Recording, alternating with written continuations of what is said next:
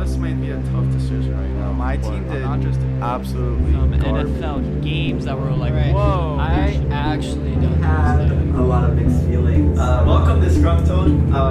We have another guest here on the League of the Wings. Got it. It's recording. This is No. hey guys, this is episode 122 of League of the Wings, and we are going to be recapping week 15 Yeah. NFL games. We're going to be recapping all of the week 15 games, and we're going to be predicting all of week 16 of this upcoming week, and we're also going to be Titus's segment is also MVP race. So we're going to be going over who Titus thinks who is going to win the MVP, which is pretty locked up, I think. I was watching the video of the Eagles Cowboys reaction. I'm not gonna use Jalen Hurts as an excuse. I'm not gonna use I started cracking up so much that I had to like exit out of the video. I didn't watch any more of it. That's all I saw. And then I read the comments and they were like, he said he wasn't going to use it as an excuse, and then he proceeded to use it as an excuse. What an idiot. And it's like, bro. Yeah, like what? How dense are you?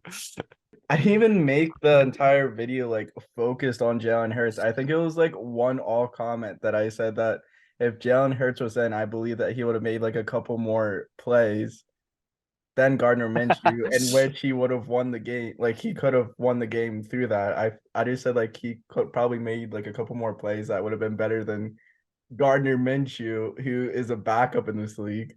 And I think we would have had a better chance with Jalen Hurts winning. Yeah. And that's really all I said in the entire video. And I was like grilling the Eagles defense. I was like, we had too many turnovers, in which like one was Miles Sanders, one was a handoff in which was also Boston Scott's fault, and a bad interception that Quez Watkins like could have contested more.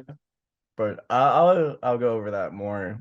I was shocked by how both defenses were kind of just folding.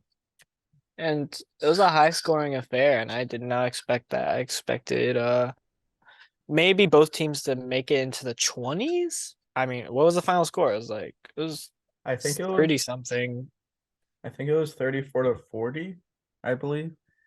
Or 34-41. No, it was 34-40 because I remember that we would have won by a touchdown because we were driving late in the had a final possession. If we scored a touchdown, we would have won. Yeah, I only got to watch the last half of it because of, holidays, right?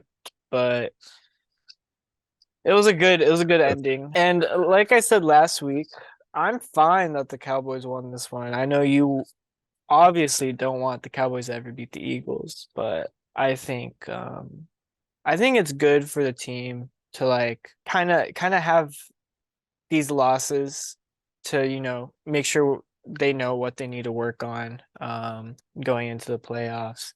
And I think there should be some good takeaways from it. Like they still kept up with a fully powered Cowboys team with all the people that they had out. Yeah, my dad and I were saying right after the game, like regardless, like canceling the games where it's like meaningless at the end of the year, where it's Cowboys and sometimes Cowboys Eagles have where it's like one team's in the playoff, one is like eliminated, like regardless of those games, like one that actually like we both were playing for something. I think I'm okay. Like this is one of the small times where I'm okay that the Cowboys won, or I'm not as sad about it. Like obviously I wanted the Eagles to win and I hate losing to the Cowboys, but like I did not feel like as mad about this loss or as sad because one, like the Eagles just need to win at least one game in the next two games. And we play like the Saints and the Giants. We just need to win one and we have a first round bye. So it doesn't mean that much in the long run. And well, even if you lose both of them, you could still get the first round bye. I think that's the crazy part. I think you have like a decent lead, right? Because wait, what is the Vikings record? I think it's 10-3. No, 11-3. 12-3? No. So yeah, you do need to win one. Well, I mean, I guess even if you lose both, they could also lose both or lose one and win one. Because you have the tiebreaker there. But still, I think You're gonna get one of those wins regardless. I Yeah. don't know. Like I can't really get a good gauge on how the Saints have been performing. It's very inconsistent. But I think even with Gardner Minshew, you'll get there. But we can start from Thursday, wrap back around to earlier in the week. We just want to start off with one of the hotter topics of the week. But now we talk about a pretty low scoring Thursday night football game, because the Thursday night football schedule is elite. Yeah. And this was Honestly, actually shaping up to be like better, I think, because it is Trevor Lawrence versus Zach Wilson, and that's like a cool matchup. Jets obviously had a good run early in the season. I think started as good as like a 5-2 or something like that. And the Jaguars are also now just getting that momentum. But this was embarrassing from the Jets offense. Jaguars were able to coast through the whole game, whereas previously they had to score a lot of points in the past couple of matchups to keep up and then eventually win some of the games that they won. But in this one, they were just like, all right, well, it looks like the Jets aren't responding, so we can just kind of keep rushing and waste this clock. And it worked. They had to put in yet again another quarterback, their fourth quarterback of the season, in replacement of Zach Wilson, even though the coach said that it wasn't in replacement of Zach Wilson. They just needed to light a spark in the rushing offense because he's good with the rushing offense. And then they're like, oh, maybe we just keep him out there, which I think is just like a polite way of saying Wilson was not doing good. And so anyone else would have been better, essentially. yeah. And I think everyone in that organization has been like catering to Zach Wilson so much that they're afraid to just simply be like, you're not it. Yeah. When they benched him earlier in the season, they're like, oh, it's not over for him. He'll make a comeback, right? He just has to learn under these other guys first, Mike White and Joe Flacco. Yeah, Mike White. Mike White's back though. Yeah. We're gonna get him back next week. Shout out to Mike White, business major out of University of Texas, San Antonio. I don't know. I have no idea where he's from, what school he went to. I actually think Mike White's not bad. He could be the answer to get them into that seventh spot, because there's only one playoff spot available now in the AFC, which is kind of crazy. Really? It closed up that much? Yeah, because Chargers clinched. Oh, damn. With their win over the Colts.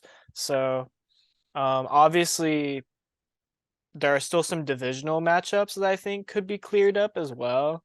It comes down to the Titans and Jaguars in week 18 to figure out who wins that division, but neither of them have a good enough record to really make that wild card spot. The Jets will be competing for that. It's going to be really difficult for them because Miami's up a game on them, and I think even the Patriots are. But yeah, it'll be interesting to see what happens there. I think there's a lot of teams that are going to be vying for that spot, because I mean, even earlier in the preseason, we were talking about how the AFC was going to be a clusterfuck of teams, and like there's going to be a lot of good teams that don't make the playoffs. And even with all the teams that failed, like the Colts and the Broncos, teams that we thought were like shoo-ins for the playoffs and have just like completely fell out of it. Even with that, there's still a lot of teams that are good enough to be a playoff team. And yeah, I think we're gonna see like a really big collapse or disappointment, or if we're not already witnessing the beginning of it already. And I think the Jets are a prime suspect for that, unless Mike White brings back that spark with Zonovan Knight. Zonovan Knight has been looking bad past couple of weeks, but if they can put it together for the last two games, then they have a chance to show some good things in the playoffs. And they're a young team, so I'm not too worried about their playoff success if they end up having a chance. The quarterback situation does need to get proven. I don't know, like there's four quarterbacks in there that have gotten meaningful snaps, and no one seems confident that any of them are the answer. So kind of like a Panthers kind of team right now, or the shape of it. But I feel like the Panthers have a better roster than the Jets. And yeah, no. Well, Sorry, back up. I meant like the quarterback wise. They have a better Oh, like oh, roster of oh. like quarterbacks You have a that better quarterback room. yeah, where they can rotate that, where they not necessarily like a better quarterback room because I feel like they're kind of even, but at least rotational wise, where what you were saying, I think it was last one or a couple of weeks ago where it was like one fits really good in like deep balls and then you can rotate it out where I think it was like Yeah, Sam yeah, yeah. Darnold for like shorter passes, and I think the Well, Panthers it's not played exactly good. the same anymore now that Baker's in LA and killing it. Yeah, Every now and then that is. yeah, And I think Sam Darnold actually has been really good too. So I don't expect PJ Walker to get any meaningful snaps while Darnold is hot, and they're still in the divisional race, which is Mhm. crazy. But yeah, meanwhile, on the Jets side, it doesn't seem like any of them have been proven to be winners at all, in the same vein of Mayfield and Darnold and even Walker for a couple of games. Which I guess is what you're saying. Like Yeah, that quarterback room has kind of like proven like in the little things that they do well, they have managed to get their team wins. Whereas the Jets quarterbacks are too inconsistent, and you can't really be sure which one is going to actually deliver the meaningful wins that this team very well could get because the rest of the roster is very good. Receivers, running backs, a lot of injuries have affected them, of course, but yeah, yeah, that's what I let's meant. move And on. then yeah, I was just going to say quickly too that what you were saying about this game at the beginning of the season, it seemed like this was the game that everyone was like kind of dreading, especially to start off the Christmas weekend, but it kind of like changed with just how the both teams played, but and then this looked like a win during the Super Bowl run from Doug Peterson when he was with the Eagles, where it's not the most prettiest wins, but it's still like a win nonetheless. And he was just trying to, or he's just like proving that he just wanted to control the clock and like get the game over with and then just move on. And it was thanks to a really solid team. And yeah, that's all I wanted to say quickly. And also, Mike White is from University of South Florida. USF baby. Okay, I'm gonna take a win on that. I predicted he was from a big school, so Yeah. I'm Yeah. gonna just say I was right. Yeah, yeah, I'll Uh, say that you're right too. But yeah, we can move on to the Detroit Lions versus the Carolina Panthers. yeah, I have a lot to say about this matchup because I am in Detroit right now. There was a lot of, I guess, mixed feelings about this team, about, giving Detroit fans hope that they could actually get into the playoffs. And still, technically, they could. They're not out of it just yet, but they were looking a lot better before this game. Mhm. And they were doing really good against the run. That was like the main thing that was like kind of affecting a lot of like fantasy matchups, including me, because I benched Deontay Foreman, looking at okay, they kind of shut down all the previous running backs that they've gone up against because Zonovan Knight the week before went up against them and just like completely was terrible. Um, After a pairing of really respectable games from an unacknowledged rookie running back, and so I was like, okay, the Lions defensive line running defense is really heating up. I'm not going to throw Deontay Foreman into that mix when he has been also kind of been slowing down on this really good season that he's had, to be fair. And then they ended up just rushing all over the Lions, just destroying them at every turn. And Sam Darnold also controlling the ball and making the throws he needed to make to keep the lead. Yeah, I think it was just brutal to watch. If you're a Lions fan that had any sort of hopes or like, you know, good feelings about where the Lions org was headed, at least on the defensive side. We've always had good feelings about the offensive side with Amon-Ra St. Brown and Jamal Williams and DeAndre Swift and even Williams coming back. Jameson, that is. But on the defensive side, we are not too sure. Others outside of like Okuda and Hutchinson could be completely revamped this offseason, and I think a lot of Lions fans would be happy with that. New defensive coordinator, maybe. We'll see. But yeah, they got destroyed. Yeah, I didn't see the score until like later, like when the Panthers were up like 30 or like 30 to like 3 or something. I don't know if that was the exact score, but it was something along that way. And I was like, holy shit, I thought it would be like the opposite. I thought it would be the Lions that were up by that many points. And yeah, for the Panthers, like you were saying, the rush defense or their running backs destroyed. They had 3 different running backs get a touchdown. I guess Sam Darnold got a rushing touchdown. He's not a running back, obviously, but Dante Foreman got 21 carries, 165 yards, a touchdown. Chuba Hubbard got 12 carries, 125 yards, 10.4 average. Foreman got 7.9 average. And then Raheem Blackshear got a rushing touchdown as well.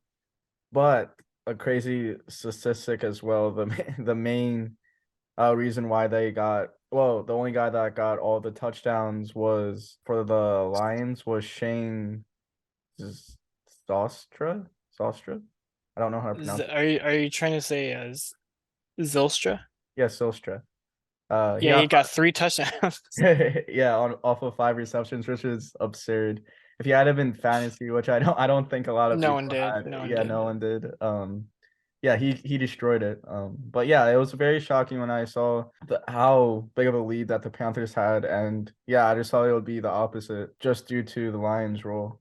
That's all I really had. So I got the little chest hiccups again. But yeah, that's all I really got to say on that one. It was just an absurd game. Yeah, both teams still vying for that playoff spot in the NFC. Carolina more so through the division. Detroit probably, yeah, definitely trying to get the wild card spot. Because the NFC is a lot more open right now than the AFC side. Aside from, the top heavy candidates in 49ers, Eagles, Vikings, and Cowboys, I would say, are the 4 that we know for sure are going to be in there competing for probably the NFC Championship, unless just a surprise run by one of these other teams. I would be completely shocked if the NFC Championship matchup was any team outside of the 4 I just listed. Yeah, and then I also wanted to say a statistic that I forgot to say a few moments ago, but it was crazy heading into week 15. I think it was 27 teams out of the 32 teams still had a chance or still fighting for like a a playoff spot, or had like even though it may have been like very small, like the Green Bay Packers, they were still like technically in it. So there was still 27 teams out of 32 that had a chance of going into the playoffs or making it to the playoffs, which is the most 3 weeks left into the season, which is incredible to see. Like this is very interesting. Like there's a lot of teams that still have a chance to make it, and yeah, that's what you would want to hope, or that's I feel like a lot of NFL fans, that's what you like to see. If your team is basically like already clinched, but it's just exciting to watch like football now because like so many different teams have so many different chances of getting into the playoffs, which is nice to see. Yeah, Buffalo. absolutely. Buffalo versus Chicago Bears. I'm so mad at this. Like the That's first my comment. yeah, it was that. And like I don't the Buffalo Bills they irritated me so much because I like Josh Allen struggled in the first half against the Bears and the way that like Jalen Hurts did. Like Josh Allen had 2 interceptions. I believe that both of them came in the first half, and the score was 10-6.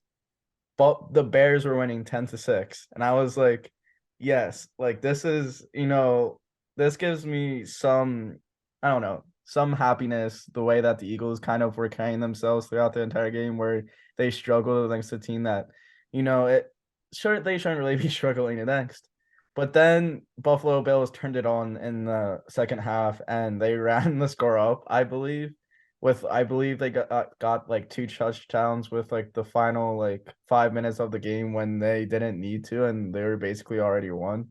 That kind of irritated me. And also like I was playing against my other fantasy league where like Josh Allen was having a terrible performance and I needed to like catch up. And I was like, oh my God, Josh Allen is having a terrible game. Like I might actually have a chance to like seal a deal really early in the playoffs and I wouldn't have to worry. I wouldn't have to wait until Monday to like have my rest of my players play and have a chance to come back. But then Josh Allen ended up getting 2 passing touchdowns and a rushing touchdown. And Yeah, the rushing game for the Buffalo Bills destroyed. Singletary got a rushing touchdown, James Cook got a rushing touchdown, and then Josh Allen got a rushing touchdown as well. And then Gabe Davis got a touchdown, Dawson Knox got a touchdown on the receiving end.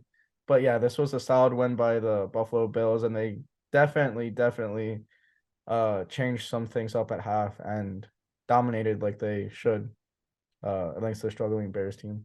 Or Bears are tanking, and true. they just only like a half to prove themselves, and then they get reminded like, oh shit, we're not out of the sweepstakes for that number one pick, because especially now that the Texans, I mean, we haven't gone to it, but they beat the Titans, so now the Bears are only one game out, technically half a game because of the tie that the Texans got. So if the Texans just get one more win, that's all that's needed for the Bears to actually end up having that number one spot. And who knows? I mean, they're going to get a juicy matchup against the tanking Colts as well, week 18. One of them has to win. I mean, I guess not one, they could tie again, but I don't think either of them want that either. So it's going to be interesting to see how it shapes up. I definitely feel like the Bears have lost a lot of winnable games, and I'm onto them. Yes. I'm onto their schemes. I think they should be deleted from the NFL for their schemes. No, I joking. want to see Justin Fields cook with his team if they actually figure out a way to use their capital to bring in a lot of good people for him. I think he's just like one big receiver away. Maybe like a couple like other smaller pieces, but a big receiver like Tyreek type, Stephon Diggs type, AJ Brown type away No, from yeah, just like I think it's the same thing that like kind of put Josh Allen over the edge was the Stephon Diggs acquiring, bringing him into Buffalo, and then Josh Allen popped off from there. I think it's the same thing with Justin Fields, because I mean he played in Ohio State with like the best receivers you could possibly get in college football, outside of like Alabama maybe. And so I just feel like it's crazy to even think about it that like coming from college to the NFL, he's playing with worse receivers, but he really is. It's pretty Yeah. crazy because all of his receivers were like, all the starting receivers are like first round picks or future first round picks, you know? So yeah, I think you just get one guy, see what happens. Maybe even a decent tight end, because I don't really like Komet that much. I don't think he's consistent either. O-line is also dreadful, so fix that up a little. I think the defense also needs some repairment, but I feel like even before you even worry about the defense, you have to like figure out like you have to start putting people around Justin Fields before he gets too disgruntled. Yeah. That's what I think you need to do first and foremost. And also it's a defensive-minded head coach and Eberflus, so I'm sure like no matter what the pieces he's got, he'll make the best of it. Let's make the best of the bad situation. I think he's a good like talent evaluator too, so you'll probably be able to find some good value in the later rounds of the draft anyways. That's what I think they should be doing. Unless they just want to pull the trigger and get Will Anderson at number 2. I'm fine with that too. Love Will Anderson. So Oh, he's gonna be an Eagle. I'd be surprised if he drops that far. Saints are at like what 10 now?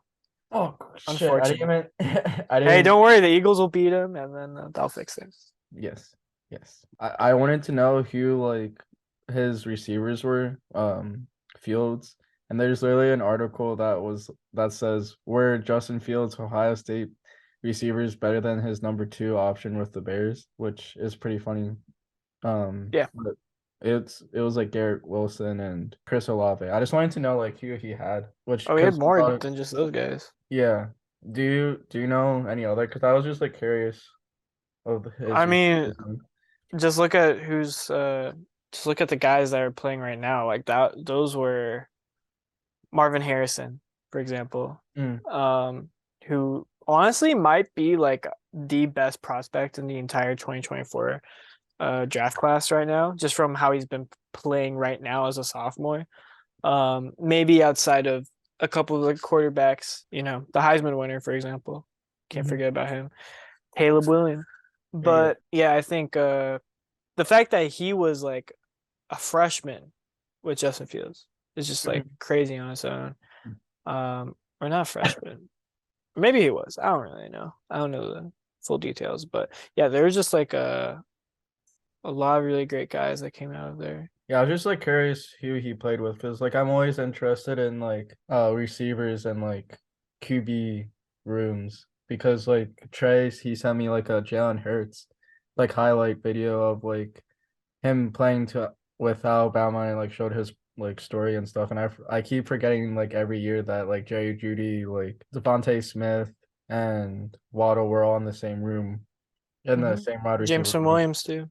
And Jameson Williams. Like that's just like crazy that root like court or college rooms can be like that stacked. And it's like crazy to see and it's like really cool to see as well. We can move on to Cleveland losing a weird game against the Saints. I didn't get to see a lot of this, but I just know that Deshaun Watson kind of the stock is now plummeting again for our favorite quarterback in the league. Yeah. Just kidding. I'm so mad at this game, and this makes me hate Deshaun Watson even more. Like I didn't realize that I could hate him much more, but I'm like, this is the only time that I wanted him to win, and he lost, and he got Why do you want him to win? because I wanted him to beat the Saints. So I guess I didn't want him specifically to win. I wanted like the Browns to win, and yeah. I guess I wanted like Nick Chubb to go off or whatever, but I wanted him to at least like make a couple plays where he put him in good position to win. I didn't want, I guess, yeah, I didn't want Watson himself to win, but he had 135 yards passing, an interception, 47.1 rating. And yeah, this makes me really happy though, his downfall. I guess not downfall. We really have to see what he does next year. But yeah, I did not see anything from this game. I'm just mad that the Saints won because I want a higher draft pick for the Eagles. For sure. But yeah, we can move on to the Tennessee Titans versus Houston Texans. And boy, oh boy, I was not expecting this because I saw a scoreboard of like Texans like leading for a little bit. I'm like, that's not gonna last long because I feel like Texans specifically the past few games, like Cowboys and the Chiefs, where they like lead for a couple seconds and then the other team just like finds a way to win. And what the hell is up with the Titans? Like the Texans just like found a way to win, and I don't know why they won because like they're still going for that first round pick or overall pick. And I think this says a bigger statement on the Titans because they have not been playing good the last like 4 or 5 games whatsoever. Yeah. Well, it's like I was saying, I think a couple weeks ago with the Titans and the Texans. I think they only played 2 weeks ago actually, where I thought the Texans could win just be out of spite for a divisional rival, because in years past, like that is how it kind of goes down. Like even if you are tanking, you still like have so much spite for a divisional rival that you're gonna like kind of go for it, go for the win, just like, you know, for the culture. That's like just like last year, it was a prime example. Jaguars held the number 1 spot and they could have risked it if they beat the Colts, but they're like, fuck it, let's take them out of playoff contention. That'd be hilarious. And they did. Destroyed the Colts. Obviously, we all know the story. Week 18 last year. Luckily for them, they still held on to the number 1 spot. Yeah, they got everything they wanted, essentially. And I think that's the same thing with the Texans. You know, they have a lot of divisional matchups upcoming, and they're like, you know what, let's win one of these. Why not? Let's take one of them out of playoff contention just for the fucks of it. And, you know, Colts are already taken out of it because partially due to that earlier tie that the Texans had. And next week they got the Jags. Maybe they just go for it. Maybe they're just like, you know what, let's just keep fucking around. I don't think that losing the number 1 spot to the Bears is that big of a deal because the Bears aren't going to go for a quarterback unless they just trade it away, which could happen. But I don't believe the Texans are going to miss out much on being at number 2 as opposed to number 1 because there are 2 really great quarterback prospects either way, and I don't think either of them are going at number 1 to the Bears. So they're going to get their choice regardless. And I think it'll probably be Bryce Young is what people are saying. I think Stroud's stock is, you know, taking a little bit of a dip But I'm trying to think who else could be in that top 5 that would even want a quarterback. And I really can't think of anyone. Maybe the Lions actually, because the Rams are around that area of top 5, but I'm not sure. Anyways, Yeah, the Titans are on a 5-game losing streak right now. yeah, they were at 7 and wait, were they at 7? Yeah, they were at 7-3, which is like crazy. And so they were like the definite option, or like it almost seemed like they had clinched the division, unofficially, just from like how all the other teams were playing, because the Jaguars were struggling to close games and all that stuff. Like, outside of their one win against the Colts, I don't think they were looking that solid at all. And now they're really showing like, okay, Trevor Lawrence really can sling it. He's not bad. I don't think he has like the best weapons yet, no matter like how much they unloaded in free agency. I don't think Christian Kirk is a true number 1. In fact, he hasn't even looked like it on this offense, even when it is doing well. Like, I think Zay Jones is doing the most production. But yeah, it's interesting to see like how things can switch so quickly for any team. Like we were talking about like the Jets as well. Seahawks kind of trending in that direction where they're like, they looks like shoe-ins for the playoffs, but now it's not so we're not so confident anymore. Dolphins, maybe. We'll talk about that later. Yeah, it's these months, November and December, they're the most important months. But if you can get past those, then I think you're in good hands. Which is like kind of what happened to the Rams last year. Like they had a really bad November, and then they ended up winning a Super Bowl. So like if you could just like get over this hump and start winning games in the last 2 games and then through the playoffs, then it's not over for you yet. But it's still not great for the culture and the vibes. I agree. You got Kansas City Chiefs, Seattle Seahawks, and yeah, the Chiefs took care of business. They beat the Seahawks 24-10. And yeah, talking about kind of this tanking, not tanking, but like I guess tanking in stock is a better term. And yeah, Seahawks were up there. They were, like you just said a few moments ago, that the Seattle Seahawks were looking really good and having one of the greater chances of getting into the playoffs and to that one of those wild card spots. But now it's not looking so much in their favor anymore at 7-8. And the past few games for them have not been looking good. And Geno Smith has not been looking like his regular self, which is, yeah, it's weird to see. And I feel like the Seahawks have been kind of like everyone's like dark horse to like get into the playoffs and kind of like secretly rooting for, maybe not secretly, but like kind of with like the whole Russell Wilson thing and Geno Smith fiasco of like Geno playing better than Russell Wilson this year. And yeah, it's weird to see. Yeah, Geno's short-lived MVP campaign, definitely in the dust right now, but still probably I would say the front runner for comeback player of the year, which is still very cool. Yeah. And I think the only person who could really kind of like make their way to the front at this point would be Christian McCaffrey, because I mean he's been doing great with the 49ers right now, and last 2 weeks they're a playoff team. We want to keep pushing for a higher seed. Who knows? Maybe Christian McCaffrey will just pop off and take it away from Geno, but it's definitely Geno's to lose right now. And it's not looking good. They now have a losing record, which, yeah, when we looked at their start to the season, we are like, damn, maybe they're not as bad as we thought. And now they're looking exactly how we kind of originally expected them to. You said they would only win 2 games, in fact. So let's see if they can get those 2 games in the last 2 weeks in order to actually clinch this, that playoff spot, wild card. It's going to take a lot, because I think if I'm not mistaken, their schedule is not looking good. Oh, Jets, Rams, actually, that's doable. Never mind. Yeah, and then overall, like his statistics are still like really, really good. Like he has 70.7 completion percentage, and I think anything over 70 completion percentage during the season is really, really good. And he has 3,886 yards, passing yards, 27 touchdowns to 9 interceptions and 102.9 rating, which is still like his overall stats are still phenomenal. It's just, I guess, how he's ending the season, which is not really good at all. And the last 3 games is under 100 rating, in which he had 1, 2, 3, 4, 5, 6 straight games over 100 5 rating. And yeah, it's like you said, he's practically in the dust.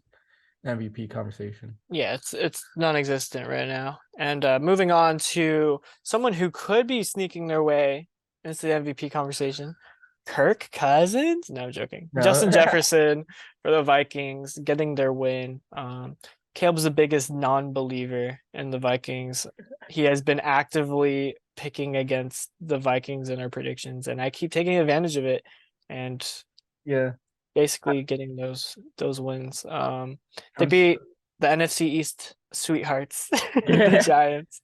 I feel like they're the most lovable NFC East team right now, Yeah. the Giants, just because it's just Daniel Jones. I don't know. The ball is dope. I've really enjoyed seeing the Giants this season, but the Vikings clearly, in my eyes, are the more balanced team. Can never count them out of any game. Obviously getting the biggest comeback ever.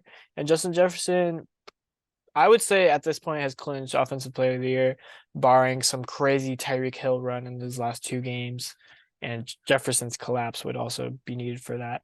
But also, I think, if he gets over 2,000 yards, which he's kind of towing the line of, I think it's hard not to give it to him. I don't know. Yeah, I just want to be clear that I am a fan of Justin Jefferson, even though the past few weeks has said otherwise. I think those a couple arguments that we had with Justin Jefferson was me just ampling up the debate. But I do love Justin Jefferson. I just hate the Vikings as a whole minus Justin Jefferson. And I think that Justin Jefferson can easily, or I would not be shocked at all if he wins the MVP because I think that he is one of the biggest reasons, if not the biggest reasons, why they have so many wins right now. And you can always count on him in last second plays to get the offense going, i.e. when they played the Buffalo Bills and converted a 4th and 18, and he had that incredible catch for that drive to continue, and just ramping up that offense for that comeback against the Colts and everything. And I would not be shocked at all if he wins MVP because he deserves it. He's been leading this team to victories in which some of the victories should not have been won. And this game is one of the reasons why I hate the Vikings. They should not be winning these games. I hate that they're winning these games. They result on a 61-yard field goal to win it. They have to come back from a 33-point deficit. They have to have a Josh Allen fumble at the 1-yard line, 2-yard line to win. They are falling back on these unlikely situations to win games, and I'm tired of it. And I'm gonna keep rooting against the Vikings and keep picking against the Vikings, barring wait, who do they play this week? Hold on, because I'm about to eat my words. But isn't that playoff football? Sometimes it just comes down to these unlikely scenarios, and it's just good coaching that allows them to get the best of it, and maybe some luck. Sure, I'll give you that. But I think overall, it's just playing all 60 minutes at a high level.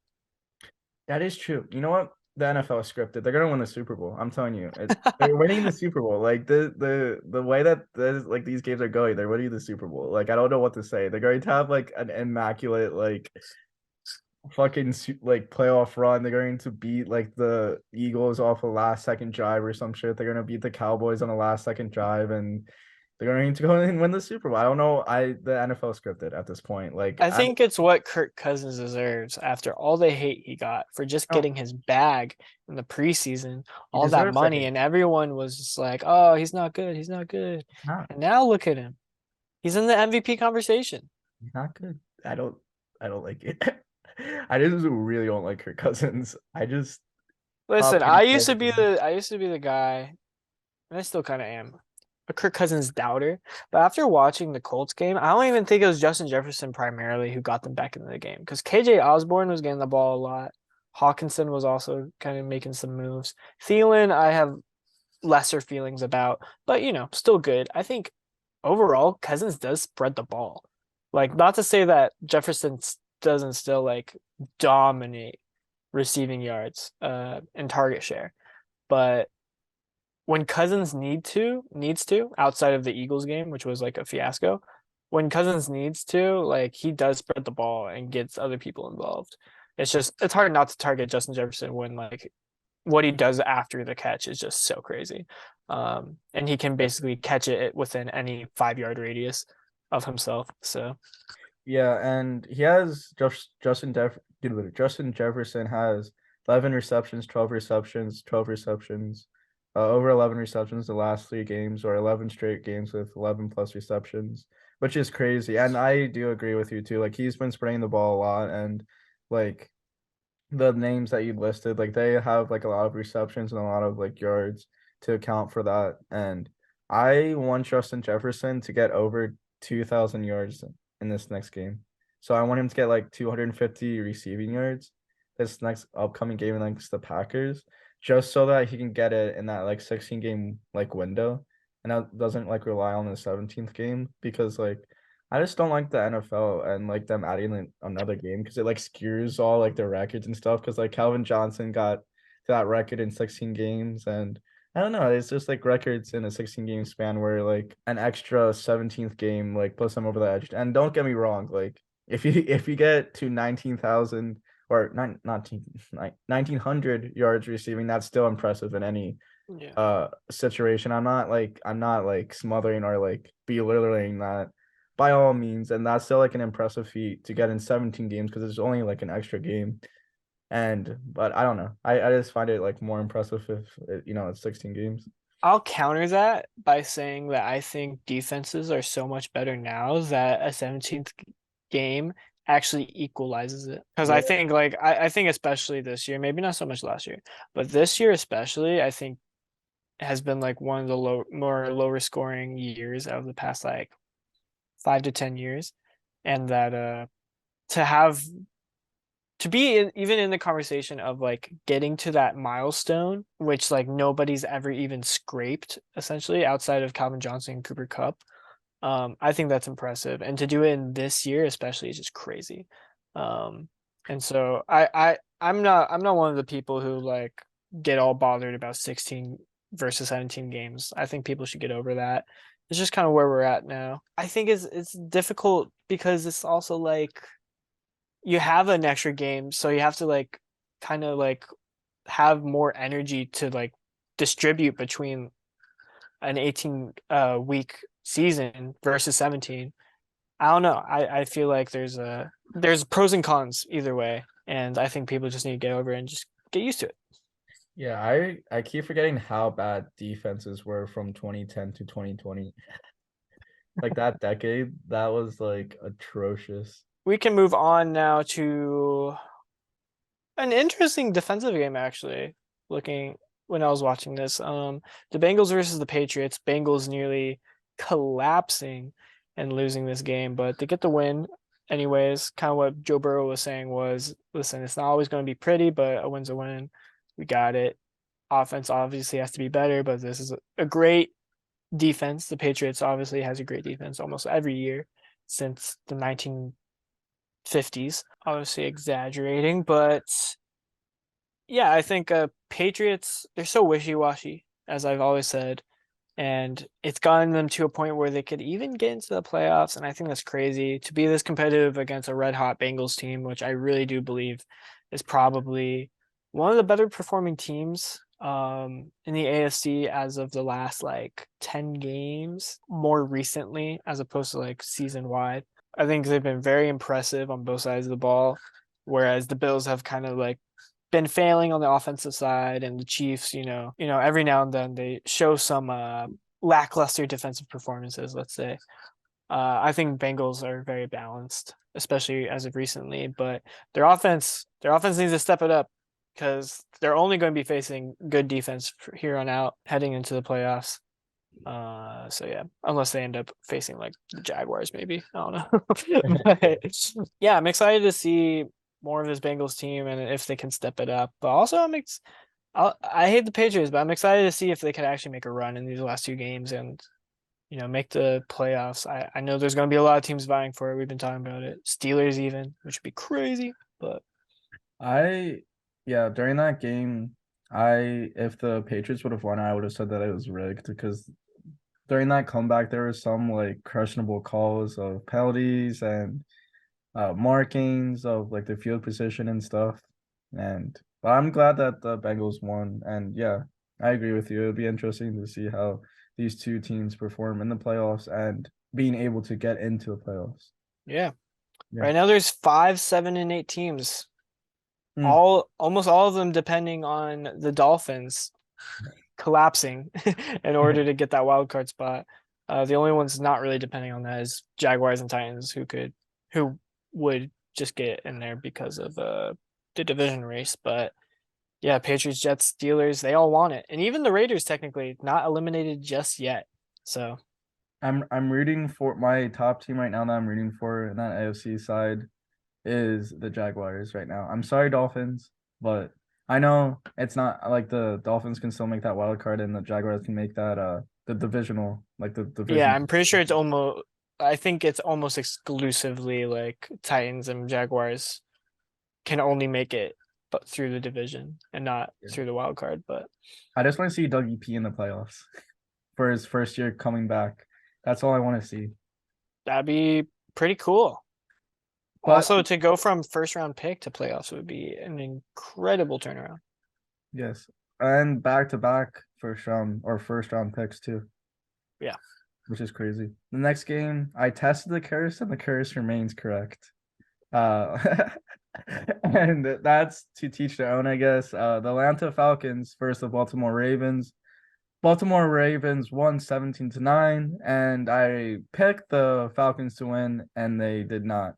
And another quick statement too, I did horrendous picking this week. I went 7-9, and Titus went 10-6, giving him a 3-game advantage for this week and 3 games closer to me. But yeah, it just makes it that more exciting the last 2 games, and now I have to actually that cushion has decreased for me, and I have to be more savvy with my picks, and I can't have a throwaway picks like I did here, knowing the curse, knowing if I pick the Falcons, they will in fact lose. And I just thought that I could break the curse somehow. But it's not just the curse, but also they have double the losses than the Jew wins. So you're already at a disadvantage aside from the curse. that is very true. Yeah, they were one of the teams that were hoping could make a run for winning the division, but it's I think they might be eliminated actually, officially. Yeah, they are. So yeah, it's only the Panthers, Saints, and Bucks that could get it. Bucks obviously with the lead in that, but only by a game. And the only player that did relatively good on the Falcons side was Drake London. He had 7 receptions, 96 yards. I mean, Tyler did pretty good. Alligator has been really good past 2 games. I think now that they've put in Desmond Ridder, they've been leaning a lot more on the rushing game, which in my opinion they should have been doing from the beginning. They have one of the better running back rookies from the past draft. They should have, given him more of a snap share, more carries, even though I guess on the other side of it, you have one of the better wide receivers from the draft as well. So obviously you want to get him his targets, but I just found it weird that like they used Cordarrelle Patterson a lot when they had him, and then when he gets injured, it's like they lean off of the rush and then they lose a lot. It's like, I wonder, you're changing your whole scheme based off of one player. And don't get me wrong, Cordarrelle is great, but I don't think he's that good that they should be switching up their entire scheme just based off of him being out, or less than a factor.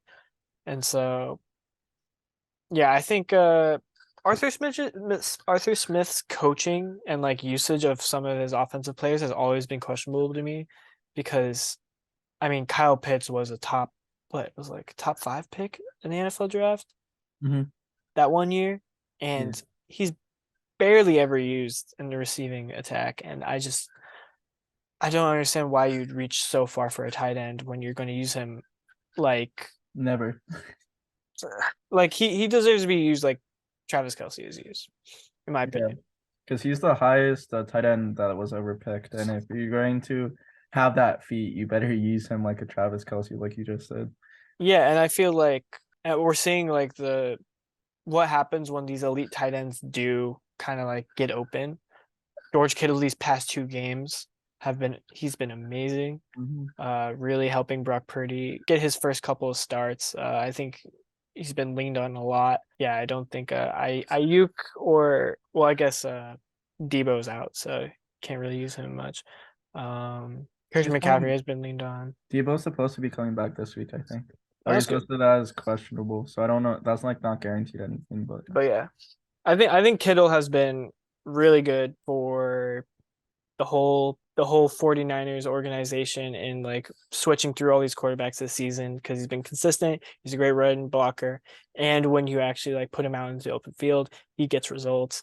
And I think we need to test that more with Kyle Pitts because I don't even think he was, graded as great as a run blocker out of college, as good as like Kittle is or some of the better run blockers are in the NFL, like Gronkowski or whatever. I think you gotta start using Pitts the way he was, supposed to be played. But instead, Arthur Smith has been resilient, and yeah, I think the Atlanta offense has struggled a lot this season because of that. I agree, and that's probably one of the main reasons why they're 5-10. I think so too. Obviously they have a lot of holes all over their team because they've just been in a hole since that collapse in the Super Bowl. Obviously they've traded Matt Ryan away. They get an extra 3rd rounder. Congrats. But now we move on to who I was just talking about. George Kittle nearly getting 3 touchdowns in the San Francisco game. Had Brock Purdy just throwing it a little bit ahead of George Kittle. I feel like this keeps happening. Brock Purdy has been pretty good so far, but he just needs to put a little bit more power behind that ball to get it ahead of his receivers because these are the Yak boys we're talking about, and Ayuk and Kittle and even Christian McCaffrey now. Yeah, put it a little bit more ahead of them and let them cook, but instead kind of throwing it in front of them. Well, not in front of them, but behind them, basically. And, still gets big yardage, but not allowed to get those extra miles that we love. Yeah, and with fantasy owners, the past 2 games with George Kittle is kind of what these fantasy owners have been waiting for the past it feels like 3 years, 2 or 3 years we've been waiting for this because I feel like we always see the potential of like George Kittle and what he can do for the game with the Yak, like you just said, touchdown percentage, his crazy one-handed catches, but due to injuries, due to him primarily being a run blocker or blocking, because he's one Best of in the the best business. best in the business. We haven't really been seeing these crazy games, and we've got blessed with back-to-back games where he scored 2 touchdowns in the last 2 games. I mean, second game where he scored 2 touchdowns in a game, and yeah, it's just really fun to see what we've been kind of messing with George Kittle, and this is personally this is what I've been missing a lot watching the 49ers is watching George Kittle cook because I feel like I don't know, one of the reasons why I love watching the 49ers is because of Kittle and what his potential is, and yeah, I feel like we've all been like missing out on messing out on these crazy games by George Kittle, and it's really fun to see and watch, especially the highlights afterwards. And yeah, I'm happy that he's actually getting passes thrown his way. And yeah, the 49ers did what they had to do against Washington, beating them 37-20. And yeah, I think it's going to be an interesting last couple games because boy oh boy, both Giants and Washington have been losing a shit ton of games. I think they were both like 7-4 at 1 point, 7-4-1 at 1 point, 7-3-1 maybe.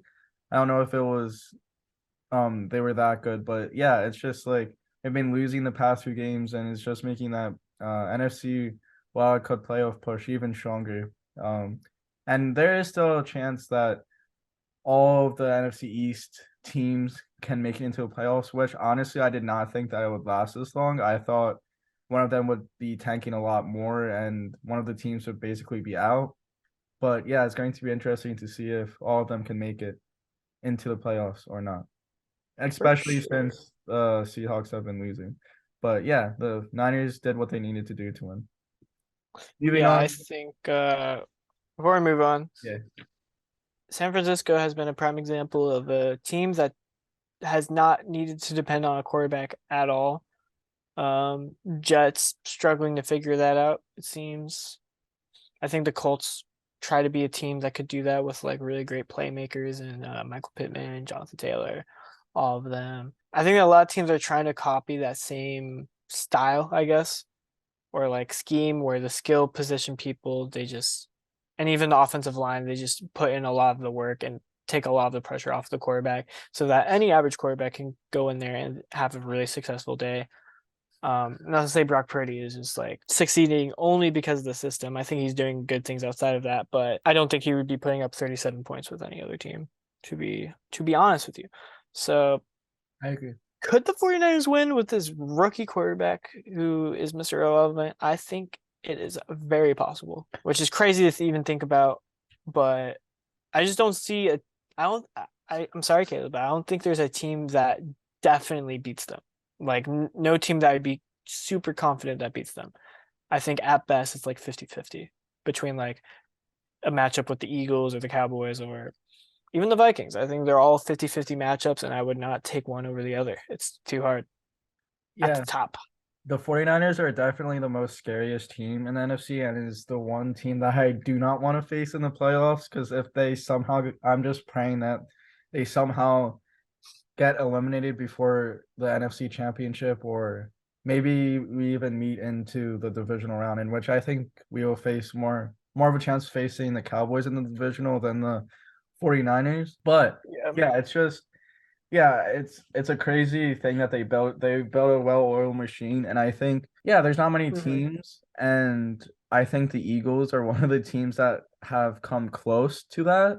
Not that they are there yet because I don't the 49ers have definitely built a better oiled machine than the Eagles have, but I feel like out of any team, the Eagles are one of the closer ones to actually getting to that rate as in the Cowboys Eagles game that we're gonna go over. I was just trying to come up with a good transition for that.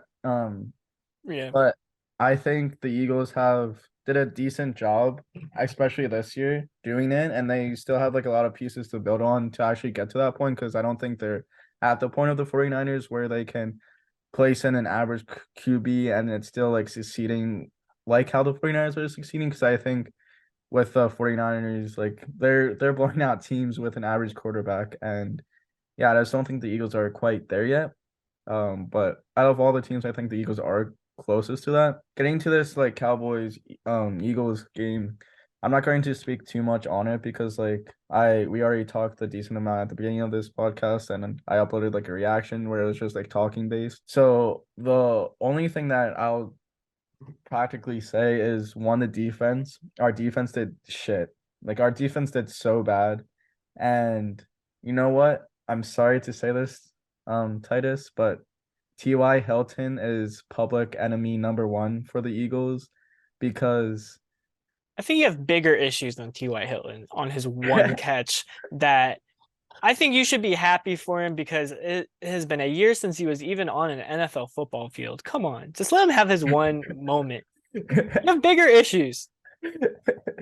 we do have bigger issues, but I think it was 3rd and 30, and I think if we would have stopped the Cowboys at that time, I think the Eagles would have won because all of momentum towards that point in time was going to the Eagles because we just scored on a Devontae Smith touchdown, and we would have stopped them and then got great field position in which I think we would have at least drove down the field and got a field goal and keep momentum our way, and I think we would have won if they didn't convert on that third Yeah, down and 30. But like obviously too, like that's not the only reason why the Eagles like lost. Like the right. defense was tremendous, like fucking terrible the entire game. They let 40 points.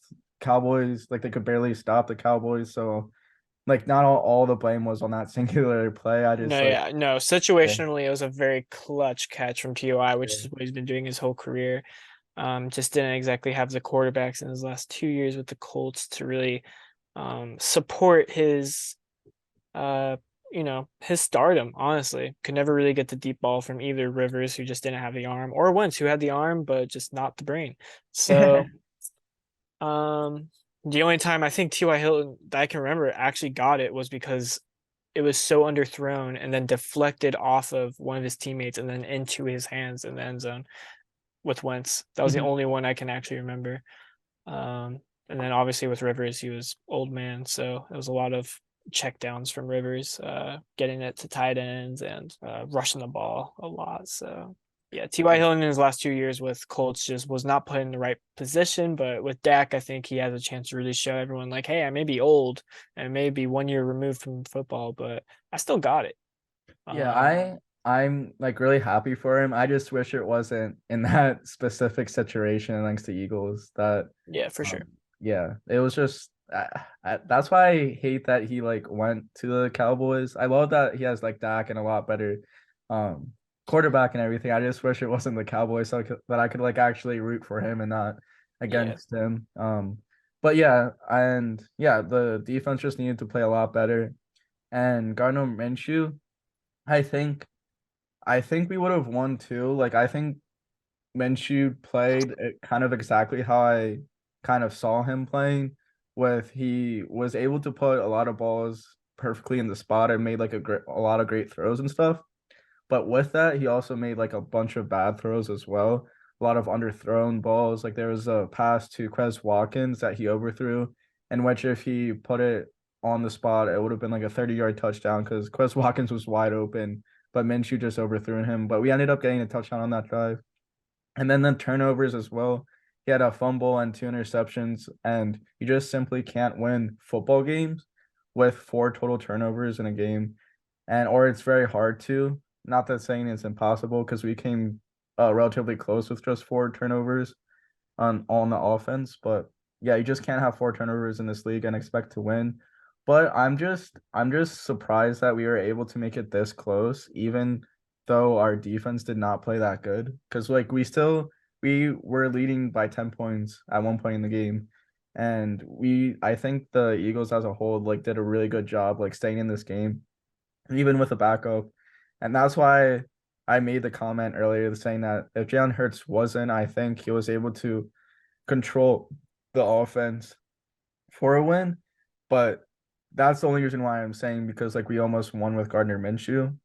And if we didn't have as many turnovers as we did, I genuinely think that we would have won. And like we were in this game throughout the totality of it. And the Cowboys only led for like a couple minutes. They only led for like 2 possessions, or they only had the lead for like twice during this entire game.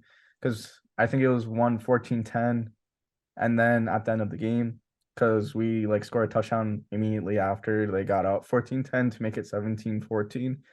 And then yeah, it was just like basically we were leading the entire time. We were controlling the ball. It's just that our defense couldn't stop.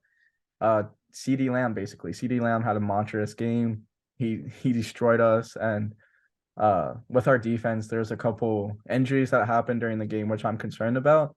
I'm very concerned about like Johnson, our safety, Gardner Johnson. He's been out for a few games, and I think that's why our secondary has been struggling so often. And Vontae Maddox is also injured. He was in the game for a little bit, but he ended up getting injured on a sacking Dak Prescott, and he's a big part of that defense as well. And I think that's why our secondary was struggling so much against the Cowboys. And I hope that they can come back with this like playoff push. And I'm just happy that Dallas Goedert's back. He looked good. I wish he would have gotten more receptions or more looks, more targets. And yeah, the biggest concern as of now is those injuries with the secondary and Lane Johnson being hurt. He's expected to miss the rest of the season, and we're not quite sure if he's able to come back. But if Lane Johnson is not back before the playoffs or during the playoffs, that offensive line is going to struggle a lot, and it's going to be really hard to move the ball without him, because Lane Johnson, he's a Hall of Famer, and he hasn't allowed a sack in like 2.5 years. It's insane. And without him, that offensive line is going to struggle. But yeah, those are my biggest takeaways. I know that I said that I wasn't going to talk about the Eagles Cowboys for that long, but those were the things I didn't say in the reaction video and earlier this podcast. So I just wanted to say those things. That's all I gotta say. Yeah, I while you're doing that, I'm trying to win tickets to the the New Year's Day game, the Colts versus Giants game. Jim Irsay's doing this giveaway, so I'm trying to fill that out right now. But yeah, That's I also. just I wanted mean, to let you go in your spiel while I did that. thank you. I mean, if you still have more to fill it out, I can fill out. I can always talk about the Eagles more. I got plenty to talk about.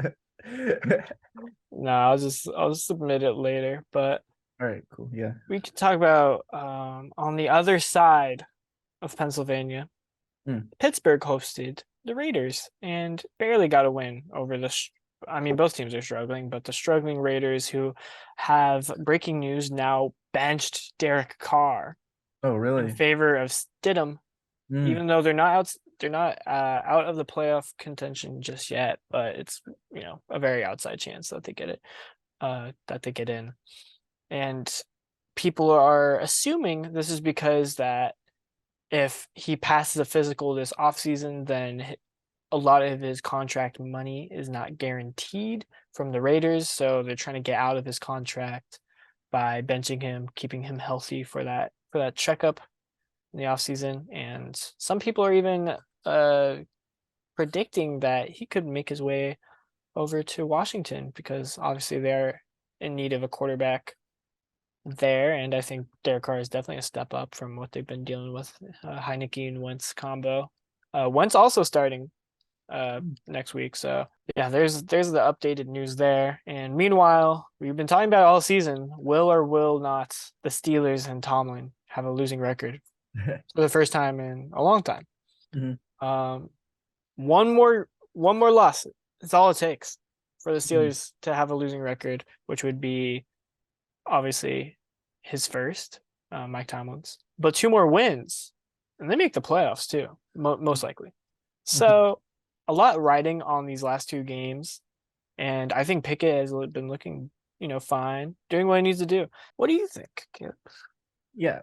When we were talking about this game last week, we were saying that this is a coin flip game in which we could see it going either way. And Derek Carr, I didn't realize that Derek Carr got benched for these next two games, but looking at his stats, it's yeah, it makes sense. He had 3 interceptions, a touchdown. His rating was 42.7. And I did not realize, I don't know much about this game, but I didn't realize that it was that bad. I saw like a couple plays during Christmas Eve, but like I was with my family and it was right after the Eagles lost, so I was like kind of tired of watching football and I didn't want to watch football.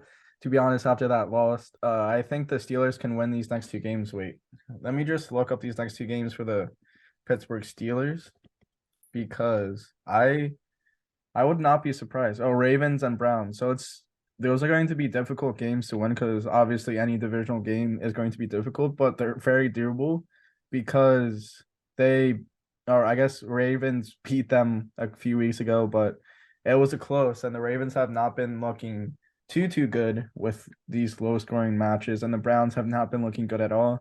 And I feel like if they can score at this point in time, if they can score at least 20 points, they automatically win these next two games. And that's just how bad the offenses have been for the Browns and the Ravens. So yeah, it's very durable. And even though I hate the Steelers so much, I'm kind of rooting for the Steelers to win solely because of Mike Tomlin, because I do in fact love him and he's one of my like favorite coaches of all time. And I Sure. want that for him. And that's the only reason why I'm going to be rooting for the Steelers is because of him. And yeah, I think they can do it. And yeah, that's all I really got to say about this game. Thank you, Caleb, for that expert analysis. Thank you.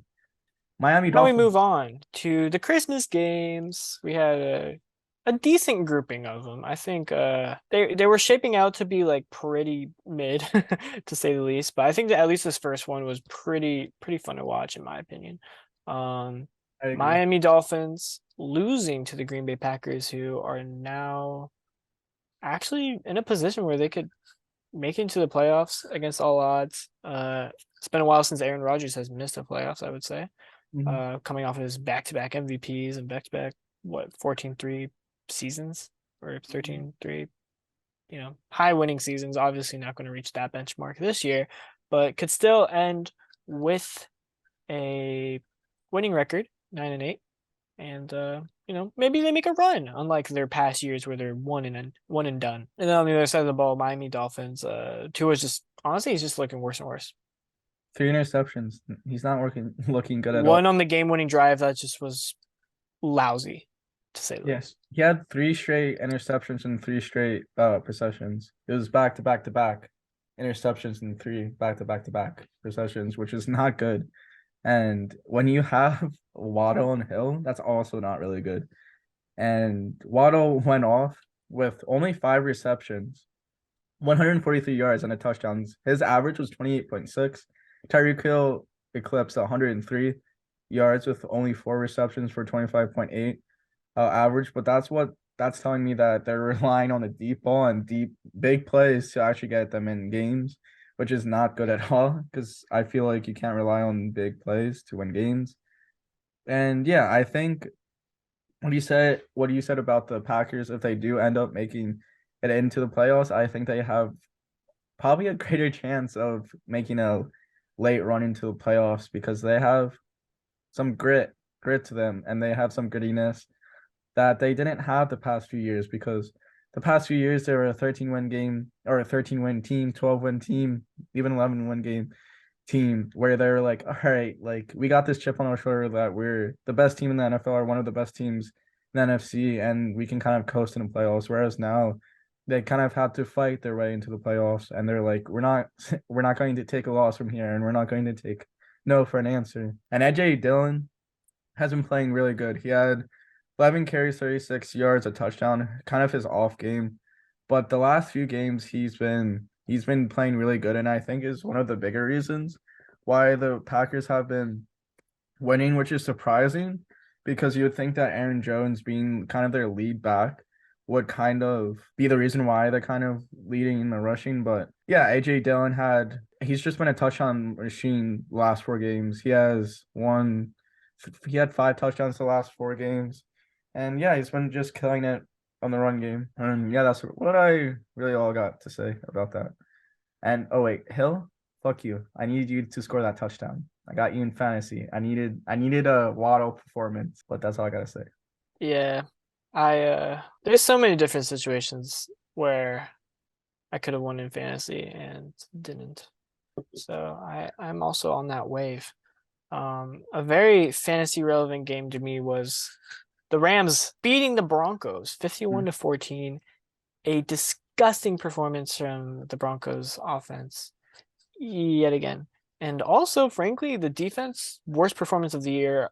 Obviously, it doesn't help when the offense is turning over the ball so much that field positioning is just whack and Rams just get endless opportunities.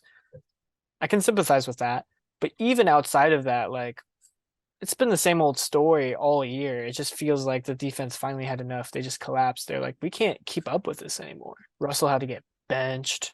Obviously, it was a blowout at that point, so it was more just like garbage time benching. But I mean, we've been talking about it, like Brett Rypien over Russell Wilson. I mean, at this point, Russell's only in there to like trying to boost the confidence, and yeah, I mean, he's not going to the Super Bowl, that's for sure. Yeah, I mean, this I game. honestly, I would just keep him out because that's a lot of money for a guy just get like injured for nothing when you're probably going to want like, losing and winning doesn't really matter at this point because they're not competing for a tank right now because it goes to the Rams, but sorry, not the Rams, the Seahawks. It's a weird scenario there, but on the Rams side also, they don't really depend on anything. Their first round pick is going to the Lions, so it doesn't really matter. They just want some good vibes. There's Super Bowl teams. They're just like, let's bring home a dub. At least get the Christmas Day dub for our fans. And they did. It was a great performance from the defense that had, Aaron Donald out for the year most recently. Wait, why is he out for the year? Why have him? Oh, that is true. Did they just like bench But him? he's not benched, but like minor injuries, I would say. Okay. Minor injuries. Yeah. But yeah, this game caused Hackett to get fired. He is no longer the head coach of the Broncos anymore. And this was a weird kind of effect for fantasy for me too, because I picked up in one of my leagues. This is basically what won me and brought me to the championships in the other league that I'm in. But it also almost cost me the championship in the league that we're in because Titus, he picked up the Wait, did you just pick up the Rams like this past week, or did you have them in Oh your? yeah, the Rams defense I picked up this week. Yeah, so the Rams, it was completely one-sided, and the Broncos ended up getting negative 3.5 points from me in the league, and I think like 21 plus points for you in our league too, which Yeah, I almost was trying to make up a huge deficit, and I was just each interception was just like Christmas miracle. And towards the end, I was like, okay, obviously it's a blowout, but like I would love a pick six. And I kept telling like my brother that it's like they need a pick six here, and then it happened. And I was just like, no way. I like jumped for joy. Obviously, I ended up losing regardless because my team was bad. yeah. All I needed was one of the quarterbacks, either week, Herbert or Fields, to just get their season average in fantasy points. Just their average. Just one of them. That's all I needed. Instead, both of them had under 10 points. It's insane. That's so funny, but that's so annoying. Because I mean, if you look at it, like I mean, you saw I had more points than even you, and you're going to the championship. Like Yeah, I made up a huge deficit this week. I was like, yeah, I was killing it outside of like the quarterback, and even a couple of my running backs were underperforming. Had I just like put in like Montgomery the first week and then Foreman this week, but that's the problem. I had too much depth on my roster that I could never make the right choice. yeah. I got lucky in my fantasy because I'm like, I literally, this is the luck that I'm telling you. I just needed literally two players to pop off, Yeah. and that would be good. And Dak Prescott got 26 points, and Hawkinson, he fucking went off, and they're the only reasons why I was able to come back. I was only down by 16 points, so it wasn't like that big of a deficit. But I everything literally this week, everything happened for me that I needed to happen. And in my other fantasy, I was down by like 40 points. I was able to come back and beat the person by 20. So Yeah. this was like the best week. This was a Christmas miracle for me. Yeah, I will say in the past 2 years, I have benefited from some of that playoff luck, and it was bound to, what goes around comes around. I got some of that playoff unluckiness this year, and it's fine because I still won the regular season, most points in the regular season, and brought it back very close, very respectable. So I'm Yeah. cool with it. I'm just Nothing. happy that I'm in the championship because it's been a little while. I'll accept my bronze medal. That means I would have had all three medals through this league: gold, silver, and bronze. I was so like if I win, I could like I have a chance at gold and or silver, but like last year I wasn't even in the playoffs, so like Yeah. I can't say that either. Sorry So to step up. Yeah. Imagine you but get second twice. that would be Rough. I would be so pissed. I would be so pissed. I just need to beat Steven. And I don't know. I'm just so worried. I just want to beat Steven so badly. I beat him in the beginning of the year, so I think I can carry that.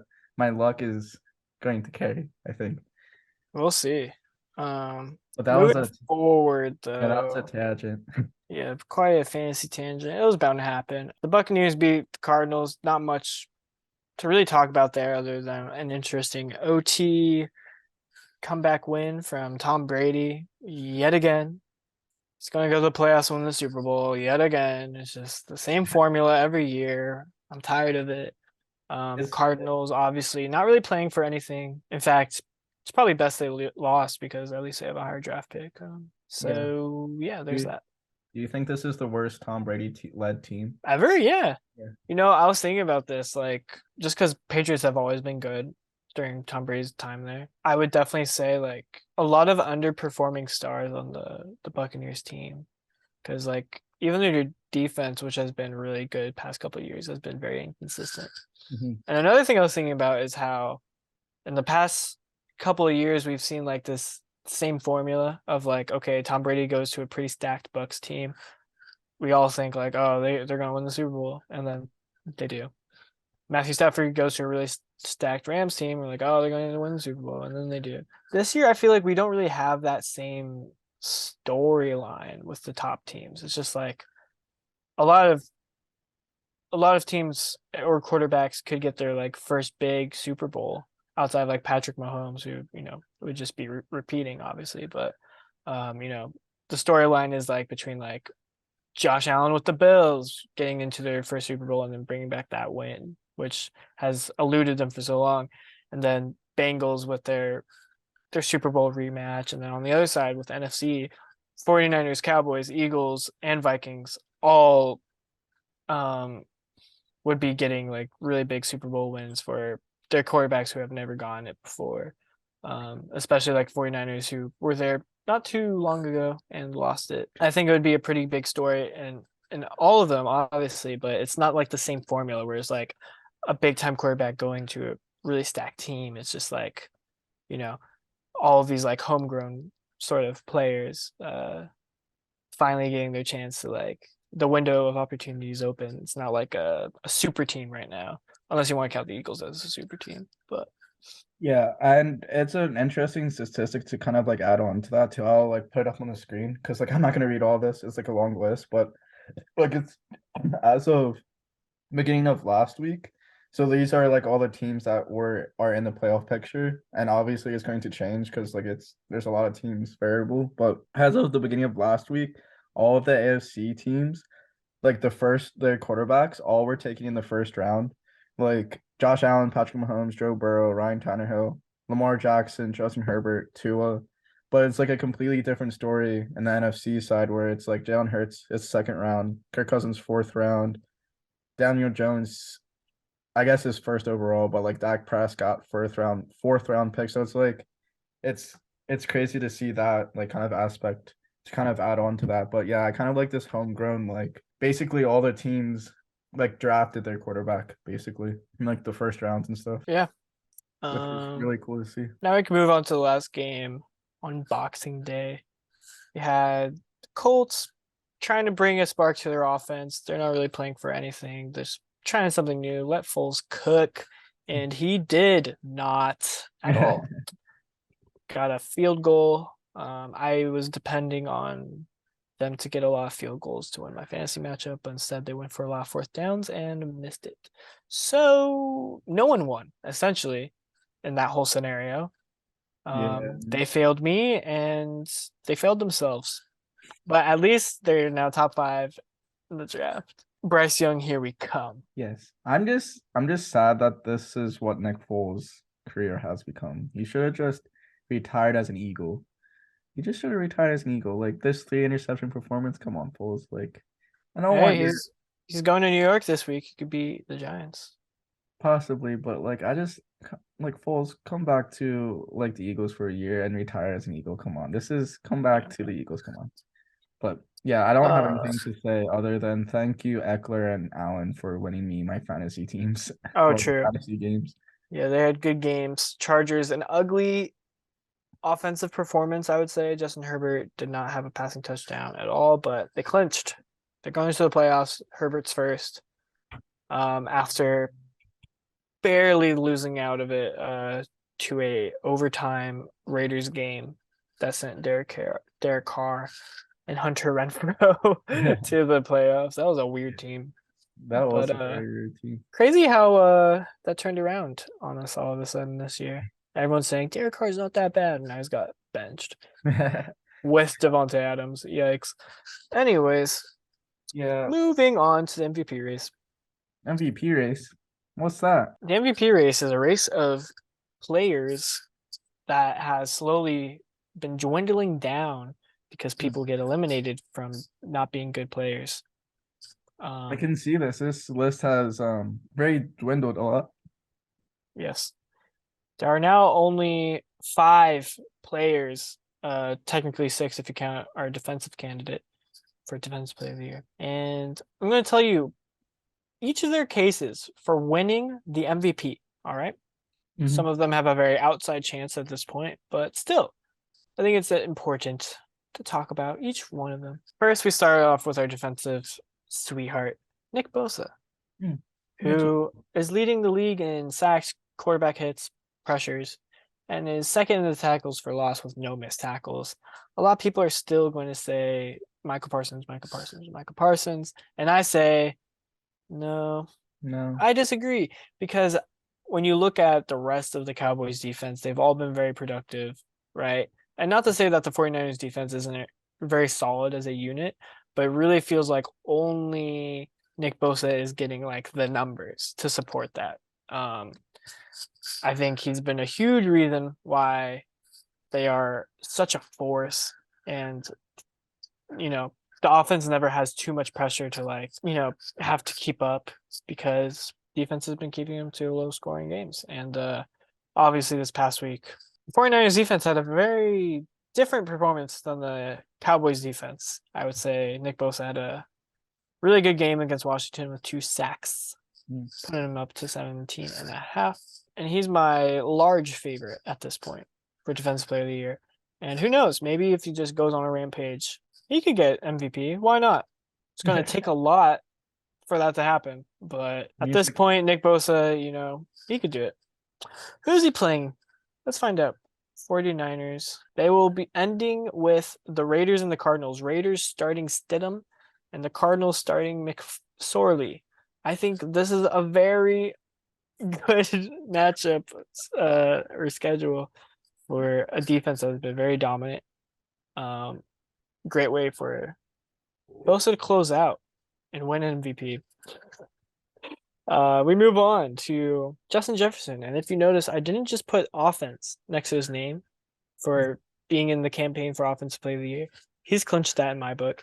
He's surpassed that even. And now he's in the MVP race. I agree. I concur. The odds are not in his favor, 15,000 plus, but it's better than it was last week. And that's what matters. He's first in receiving yards, receptions, targets, and receiving first downs. He basically has a whole spread outside of touchdowns, which I don't know who that belongs to, actually. It might be Kelsey. You find that out for me real quick. But he will not get the Triple Crown, which Cooper Kupp did. And then Cooper Kupp was not given MVP. So that's a lot of people's claim for why Justin Jefferson shouldn't get it. But my retaliation to that is if Justin Jefferson gets 2,000, if Justin Jefferson does it with Kirk Cousins, if Justin Jefferson does it with a pretty solid run game attached to that offense, where he's not, the only contributor to that offense in general, then I would say that Justin Jefferson is the most or the more valuable player in comparison to Cooper Kupp last year. That is where I'm at. All right. I think situationally, Justin Jefferson has been more valuable to this offense than Cooper Kupp last year. But at the same time, I can see the argument for why Cooper Kupp should have won it. And I think in a different world, he would have. Yeah, I don't have much more to say that. Kelsey and Adams. Devontae Adams has 12? Yeah. Yeah. I figured Kelsey was up there. Great in the red zone, obviously. Recently, not as much, but still. Started the year really, really swell. Now we move on to number 4, Jalen Hurts. He tanked, didn't play the game, which, it's not his fault, injury, but in anticipation that he also misses the next game, it's going to be very hard for him to match the numbers of those ahead of him, where he was already behind in the passing numbers in general. Obviously, his averages are still going to be decent. He's a big reason why they have only lost 1 game with him out of the 14 he's played. My man knows how to score. He knows how to get the ball down the field, even if it's not in the flashiest of ways with the most volume. But I would even say, in spite of that, he still manages to get the big plays done.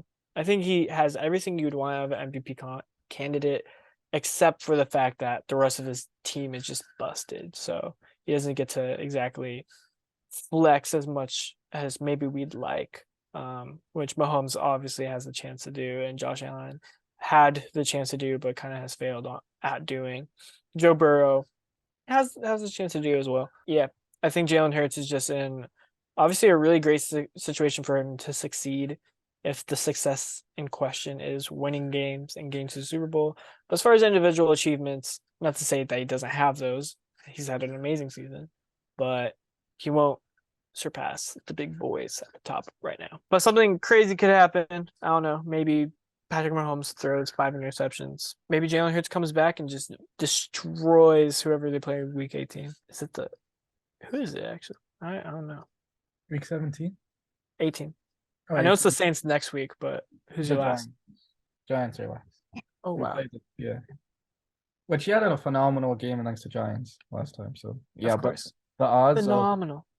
odds of him winning is very slim. And I think Hurts obviously would have a better chance if he was actually playing, but I don't know if he would actually won because I think Mahomes' numbers, even if Hurts played, is still a lot better. And the only way that I see Hurts winning MVP without that injury is if he had like a perfect game against the Cowboys and beat them by like 25 points with like 5 touchdowns and stuff. And that's the only way that I could see Hurts winning MVP. Here's the way I could see Hurts winning MVP, all right? Mm-hmm. They lose to the Saints, so they need to win against the Giants to get number 1 seed. And obviously Giants are going to play to win because that's how they get into the playoffs in general. They're still competing for that. It's a must-win game, both sides. If they lose to the Saints, God forbid. Jalen Hurts comes in, destroys the Giants, who have been really great on defense all year. Just puts up insane numbers. Spreads the ball very well to Devontae, to AJ, to even Quez and Goddard. Goddard's back, right?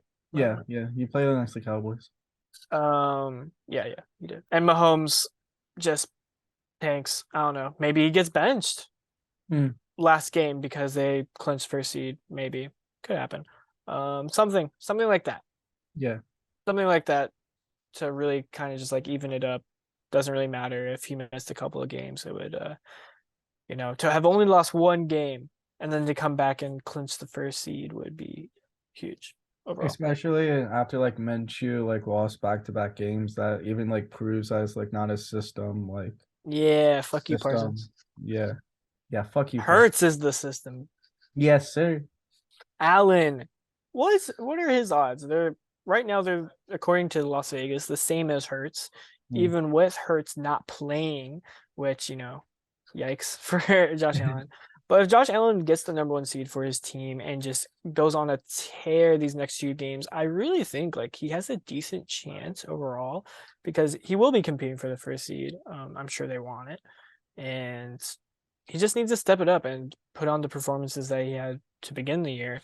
And I don't think his numbers are really that bad because he only has 2 more interceptions than Mahomes, only 1 more than Burrow. His yards per completion is like really high, like Mahomes. He has basically around the same volume. His completion percent is not great, but still like could use a boost in these last couple of games. And if Mahomes and Burrow obviously, slip a little bit, they could look very similar. Yeah, I don't think it's over for Josh Allen necessarily. I think getting the 1 seed is very important overall for his case. Without that, then I don't think he really has much of a case at all. The thing I will say is that I think is most important for his case, outside of getting the number 1 seed, is that he destroys in rushing. Like, it's not even comparable to what Mahomes and Burrow has been doing. He has double the yards, like 7 yards average per carry and 7 rushing touchdowns. Like that is really impressive and deserves to be noticed, I think. Especially since their rushing attack is very underwhelming overall. The fact that he is putting up that level of efficiency and volume on both sides of the ball, I think should be acknowledged. And he just needs to capitalize on these last 2 games, which I think are like decent draws for him overall. Like I think Bengals, that's a great team to like if he puts on an amazing performance against the Bengals in prime time, like against another MVP candidate nonetheless, like that's important. And then against the Patriots, a great defense, if he, repeats that same success, like it's a great way to end his campaign. I don't think it's over for him just yet. I think against the Bears, he had a great game too. So obviously it's been rough for him, but it's not over. And going into the playoffs, it's very much needed for his team's success too. So then we get Joe Burrow, who I think has a really great chance to win MVP. which really surprises me.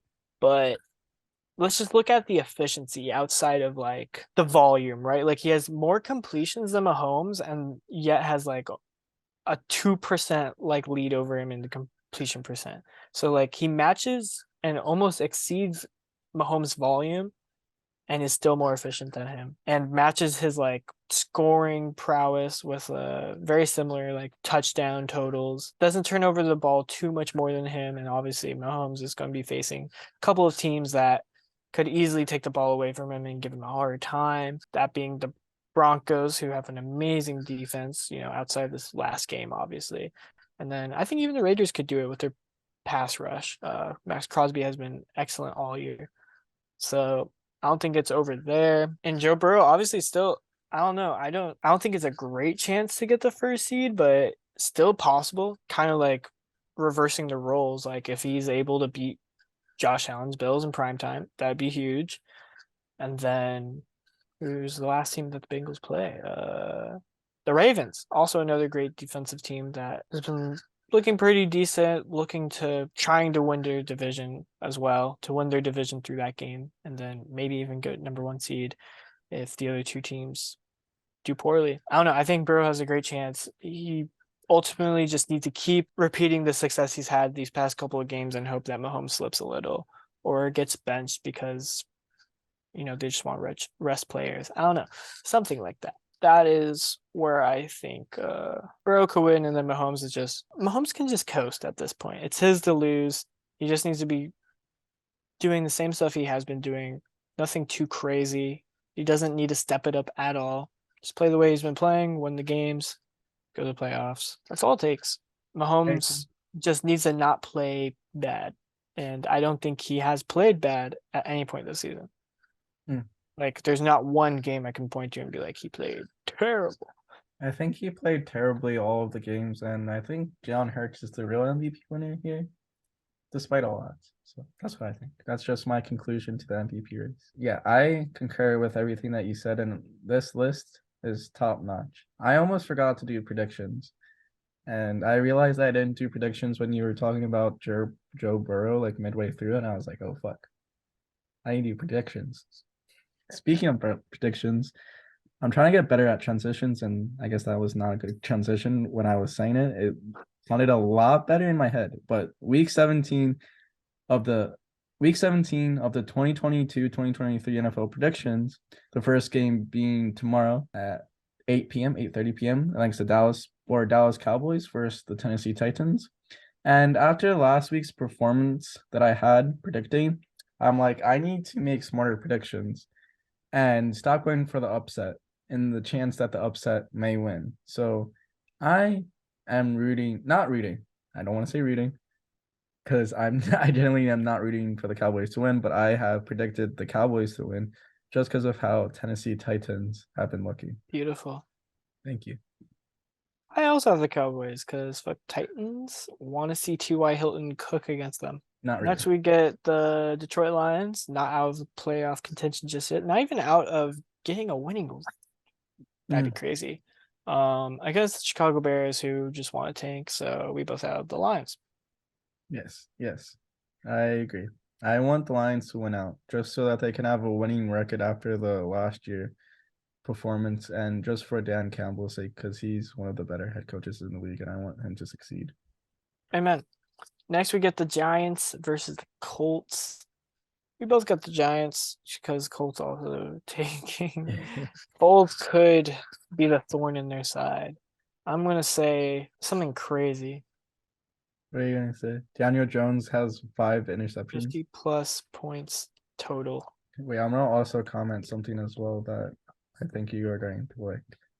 So yeah, I think it'll be a high scoring affair, 50+ points total, which would be bad for the defenses. But Daniel Jones, 5 passing touchdowns. I disagree, just because I think the Colts defense is not that bad. But it could happen. I would argue that Saquon Barkley has a better chance of having that success, but I guess that's a hot take, which is what these predictions are for.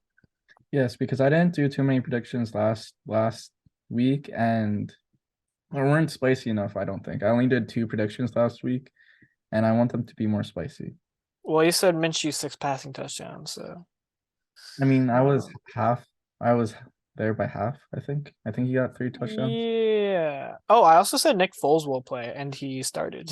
I was right. I think that happened like the day after as well. And my dad texted Yeah. me that, and I don't know why I didn't text you first, because like he sent me that, and then like an hour later you like texted me that. I'm like, oh my God, like this is a miracle to come true.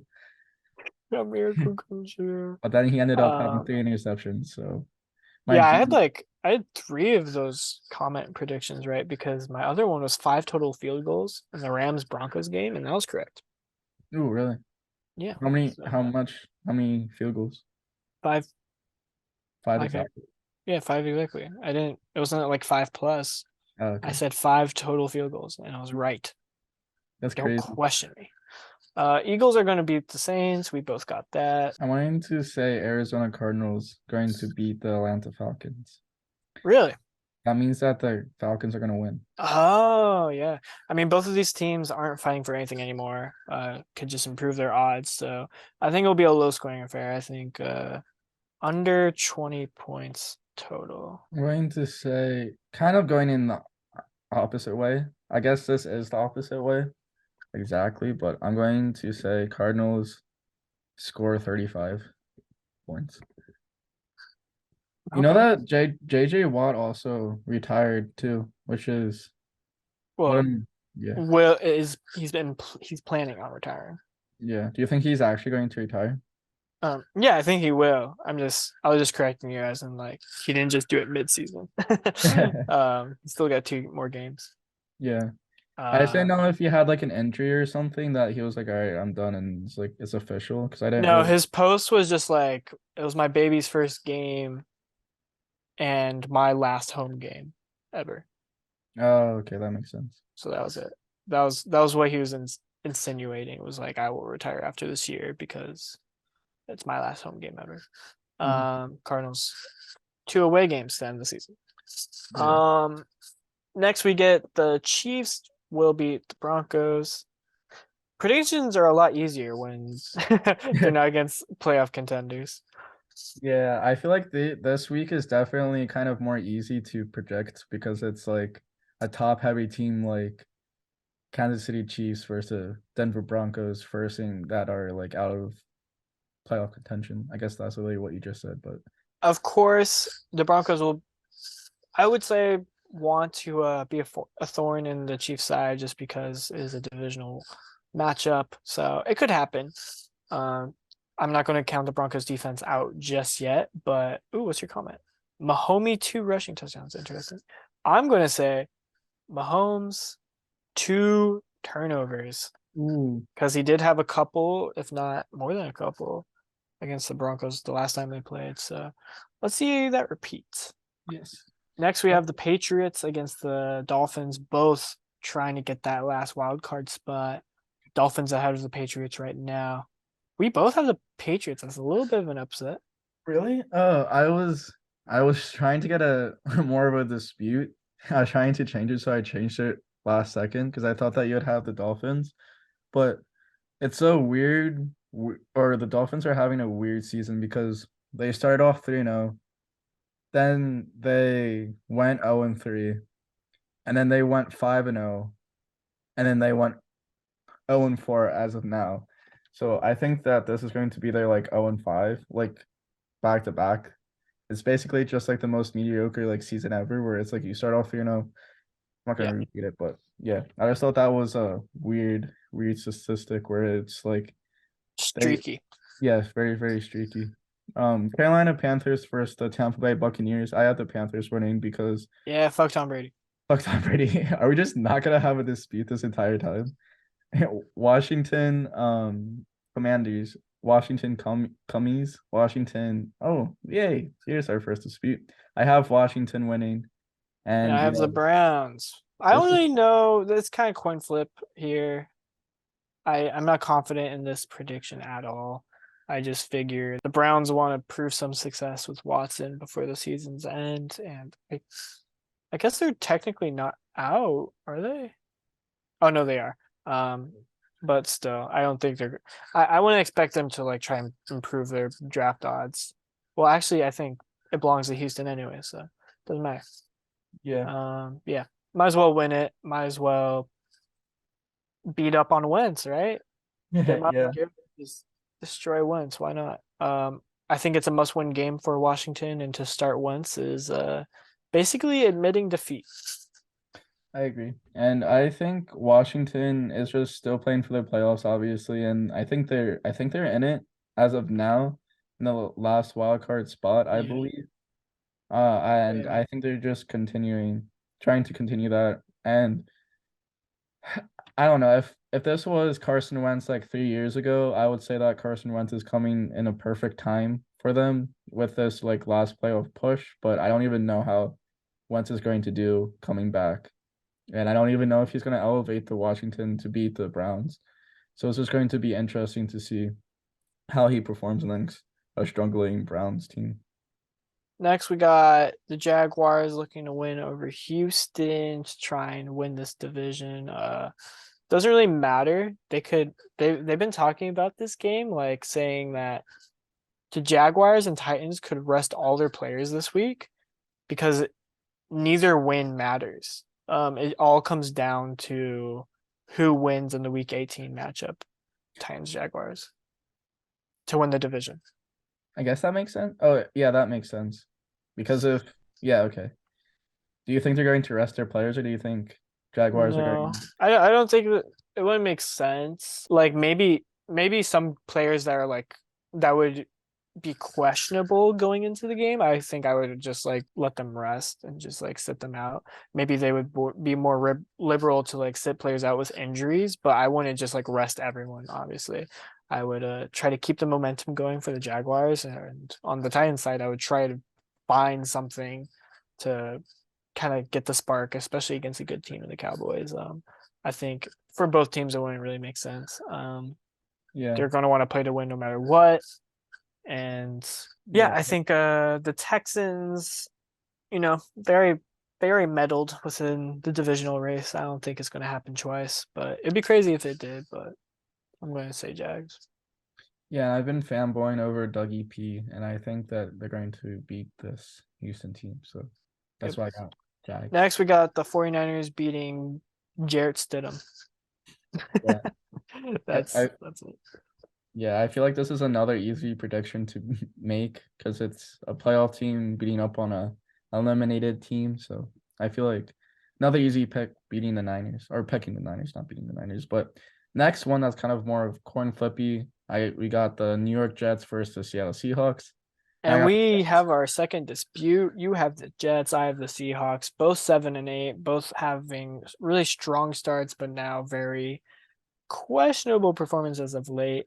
And I'm going to go with the one that doesn't have really a quarterback issue, even though Geno Smith is a little bit in a slump. He's obviously the clear starter there.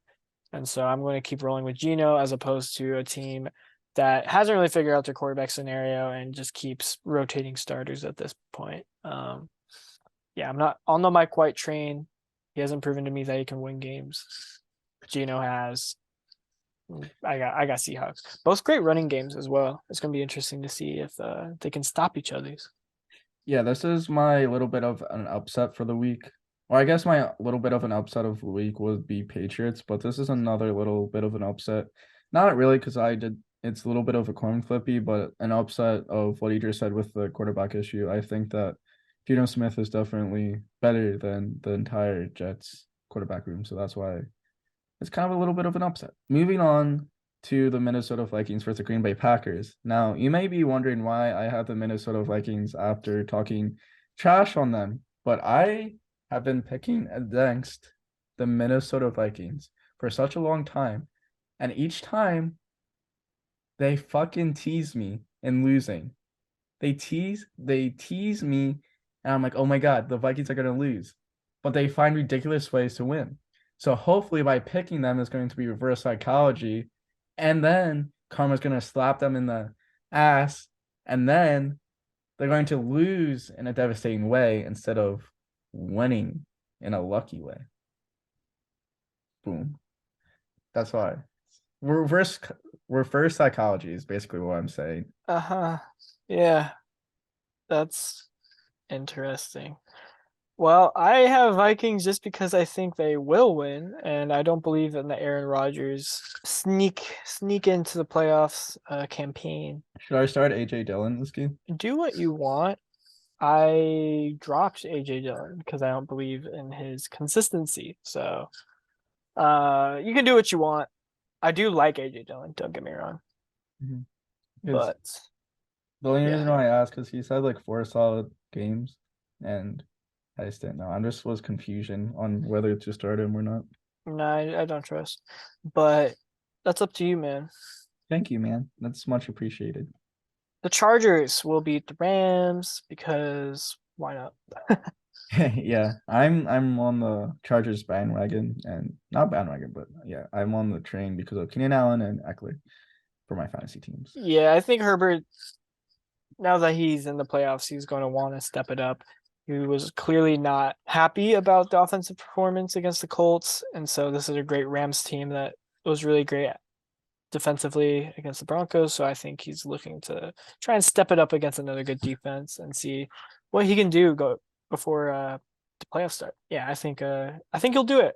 I got faith in Herbert, even if he fails me in fantasy. Next, we have our Sunday night football game. Yes, Pittsburgh Steelers versus the Baltimore Ravens. I guess, okay, this is going to be my upset of the week. My clear upset of the week. I have the Pittsburgh Steelers because I believe that Mike Tomlin is not going to have a losing season and they're still fighting for the playoffs. And Ravens have been low scoring. So I think the Steelers are going to be able to score 20 plus and beat the Ravens. Well, I also have the Steelers. So it seems like a lot of your upsets we keep on matching on. Pretty crazy. But yeah, I got the Steelers because of basically the same thing. I want Tomlin to end with a winning record. Lamar Jackson is questionable to return.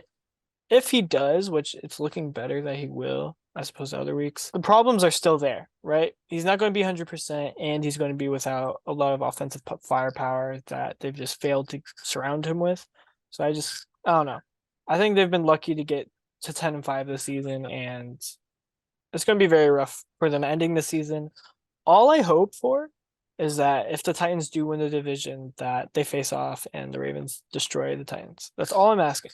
Otherwise, I don't really have a lot of faith in this Ravens team right now.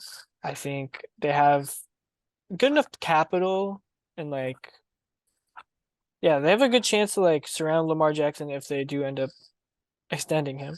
I think they have a good chance to do right by him after that and just becoming an actual playoff threat in the future. I just don't see it this year. I agree. I just want Lamar Jackson to come back because I really need Mark Andrews to pop off, and Mark Andrews has not had a solid game since he's been injured. So well, even before, I would argue. I don't think the Jackson to Andrews connection has been good at all this season. I think early in the season it was, but recently.